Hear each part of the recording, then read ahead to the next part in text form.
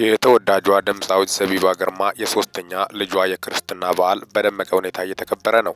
ኢትዮጵያውያን ከምወዷቸው ድምፃውያን መካከል አንዷ የሆነችው አርቲስት ዘቢባ ግርማ ዛሬ የሶስተኛ ልጇን የክርስትና በዓል ከቤተሰቦቿና ከቅርብ ወዳጆቿ ጋር በደስታ እያከበረች ትገኛለች።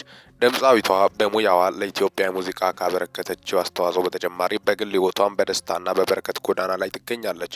በዛሬው ዕለት እየተከበረ ያለው ይኸው የክርስትና ፕሮግራም በበርካታ ታዋቂ ሰዎችና አድናቂዎቿ ዘንድ ሞቅ ያለ የእንኳን ደስ አለሽ መልእክትን እያስከተለ ይገኛል።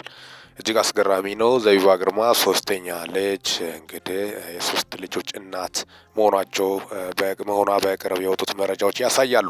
ታዲያስ ሶስተኛ ልጇ በቅርቡ ከተወለደ በኋላ የክርስትና ፕሮግራምን በማስመልከት ነው። እንደሚታወቀው የክርስትና እምነት ተከታዮች ለልጆቻቸው ልዩ ፕሮግራም ከሚያደርጓቸው መካከል አንዱ የክርስትናና የልደት ፕሮግራሞች ናቸው። እንኳን ደስ አለሽ ብያሉም በርካታ ቁጥር ያላቸው ኢትዮጵያኖች ለእሷ መልካም ምኞታቸውንና ደስታቸውን እየገለጹ እንደሚገኙ ጭምር ነው። አጠቃላይ ያለ መረጃ ነው ለእናንተ ይዤላችሁ መጣሁት። ሚኪታ ቦረንፎን ሰብስክራይብ በማድረግ ቤተሰብ ይሁኑ። ሰላም ቆዩልኝ።